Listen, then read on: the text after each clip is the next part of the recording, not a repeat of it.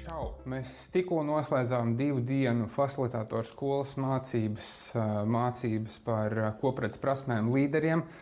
Mēs izgājām miljonus lietām cauri 2 dienu laikā. Mēs sākām ar gaidām, sapratām, ko cilvēki grib, kā viņiem iet. Mēs izgājām cauri ledlaužiem, gan praktiski tos darījām, gan runājām, kāpēc tas ir svarīgi un kāda tā ir. Mēs pieskārāmies gan tam, kādiem ir jābūt sadarbības noteikumiem un kāda būs mūsu sadarbības noteikumi šeit. Mēs runājam par mācīšanās vidi un kā mēs vispār kā pieauguši cilvēki, ko mēs mācāmies, kā mēs saprotam, ko mēs saprotam un nesaprotam.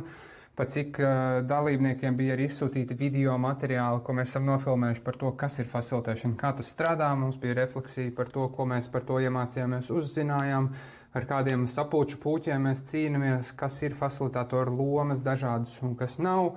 Mēs organizētā kopredē definējām arī, ko drīkst, ko nedrīkst darīt, ko vajadzētu, ko nevajadzētu darīt, kur ir kopredzes potenciāls. Ļāvām dalībniekiem pašiem vadīt savas sesijas, dažiem tā bija pirmā reize, un tad jau gājām uz improvizāciju. Jā, šoreiz arī daudz runājām par pielietojamo improvizāciju, kā šī prasme mums palīdz arī trenēt mūsu facilitēšanas prasmes. Būt šeit un tagad, spēt pielāgoties dažādām situācijām, kas mainās, lai varētu facilitēt un atbildēt uz grupai nepieciešamo no facilitātora tajā lomā.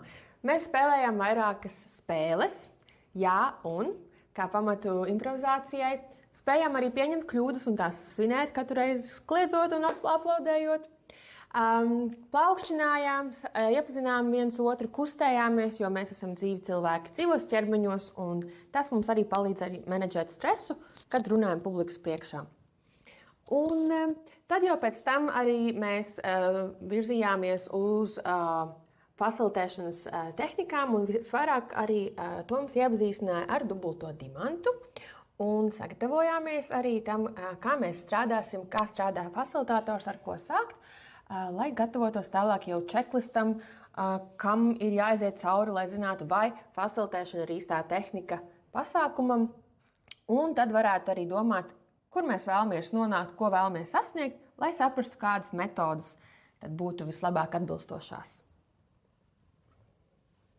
Par metodēm runāja Toms.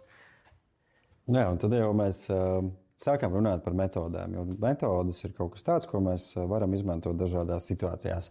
Un tās metodas mēs izvēlējāmies no dizaina domāšanas un izgājām cauri gan kā empatizēt, gan kā definēt problēmu, arī to, kā idejot un kā būt radošiem un kā prototipēt. Pēc tam jau mēs turpinājām ar praktisko darbu. Dalībniekiem bija, manuprāt, fantastiska iespēja piedalīties reālā darbnīcā, kurā paši viņi arī bija facilitātori, un tāpat laikā viņi arī paši bija dalībnieki. Un ar to mēs pabeidzām pirmo dienu, ka viņi izdomāja, kāda veida uzdevumu un kāda veida metodi viņi izpildīs. Pēc tam piektdien, tas ir šodien, otrajā dienā, turpinājām jau ar praktisko daļu. No rīta iesākām ar īsu refleksiju par to, kā gāja iepriekšējā dienā un par to, kas šobrīd joprojām liekas tādi lielākie izaicinājumi katram, tieši domājot par facilitēšanu un savu organizāciju, kas, manuprāt, bija tāda diezgan lieliska saruna un diskusija par to, kā tad īsti šo facilitēšanu īstenībā iedzīvināt. Ja, jo bieži vien ir tāda bišķi pretestība, pretestība organizācijā, bet tādā ziņā parunājām par to, ko tad darīt un kā to mazināt. Tad ķērāmies klāt arī pie paša praktiskā darba, pie instrukcijas došanas, kā tev kā facilitātoram iedot skaidru, konkrētu instrukciju, kā mēs arī runājām, ka laba instrukcija ir 90% no uzvaras. Tad Renāta mums arī parunāja vairāk par prezentāciju, kā runājam publikas priekšā, kā turpinam izmantot savu ķermeni, savu balsi, intonāciju, valodu, kā visas šīs lietas nāk mums talkā un arī kā sagatavoties. Kā sagatavoties tam, ka mēs nezinām, ko mēs īsti darīsim un kādas situācijas varētu rasties. Šeit ir ļoti brīnišķīgs mītļa zīmējums, arī, kad ir pierakstīts visu, ko mēs darījām, iesildot balsi un ķermeni, stāvējām super cilvēku pozās un arī tādā veidā sagatavojām savu prātu, lai stāvētu publikas priekšā un vadītu facilitēšanas procesus. Ja? Jā, un tad jau mēs bijām gatavi, vai pareizāk sakot, dalībnieki bija gatavi paši kāpt facilitātoru kurpēs un iziet cauri tiem uzdevumiem un tām metodēm, ko viņi bija sagatavojuši. Un mēs izgājām, manuprāt, ļoti daudz, praktiski 10 dažādām metodēm, izgājām cauri no empatizēšanas līdz jau prototipēšanai, un bija dažādi metodas un rīki, ko paši viņi varēja izmēģināt un uztaisīt. Protams, ka daudz mācības tajā, kā tu dod instrukciju, kā cilvēki pilda, kā tu reaģē uz kaut kādām situācijām. Tas bija tas viss, ko mēs guvām šajā te procesā. Dienu nobeidzām ar saldo ēdienu ar sabotieriem. Ja. Sabotieri ir tie, kuri parasti ir tie cilvēki, kas izceļās sapulcēs vai nu ar savu pasivitāti, vai ar savu pretestību, vai ar savu skepsi par to, kāpēc vispār mums šeit ir jābūt. Un izspēlējām dažādas šīs situācijas un pamodelējām to, kā tad rīkoties.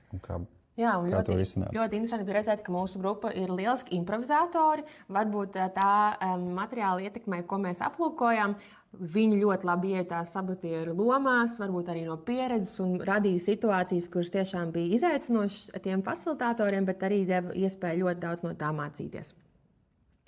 Un tad jau bija laiks savākt visu kopā. Atkal fishbolā apsēdāmies, kur zivis runāja un apkārtējie klusēja, lai savāktu visas jaunās lietas, ieguvumus un idejas, ko tālāk darīt. Un mēs tā runājām, ka absolventu ballītē būs būt kaut kad. Jo... Tagad mums būs 100, mums šobrīd ir 80 dalībnieki, kas ir izgājuši facilitātoru skolu. Tad, kad mums būs 100 dalībnieki, tad mēs noteikti uztaisīsim get together ar visiem facilitātoru skolas absolventiem. Bet no šodienas dalībniekiem te arī ir pāris atziņas. Man liekas, tā top pirmā lieta par facilitātoru skolas rīkotām mācībām ir tā komandas papildināšanās. Toms, Miķels un Renāte, viņi tik fantastiski viens otru papildina, iedodot dažādus skatījumus, dažādas cilvēciskās pieredzes. Tu vienā redzi tādu ļoti ekspresīvu personību, otrs ir vairāk klusāks, bet iedod atkal no sava skatu punkta praktiskie piemēri, metodes un pāri visam tā iespēja reālajās 2 dienās piedzīvot sevi dažādās facilitātoru lomās, dažādās pieredzēs ar dažādiem uzdevumiem. Tā ir tāda absolūta vērtība, ko nekur tik koncentrētas nevar iedomāties, ka varētu iegūt. Manuprāt, vērtīgākais šajā visā ir tā super daudzā informācija, jaunie instrumenti, fantastiski cilvēki. Un tas, ko es pierakstīju beigās uz lapiņas, ir, ka nedaudz kasās smadzenes. Un tu sajūties tā kā, ja tev likās, ka tu visu zini, ja tu visu nezini. Tāpēc piesakies un tiešām ir tā vērts.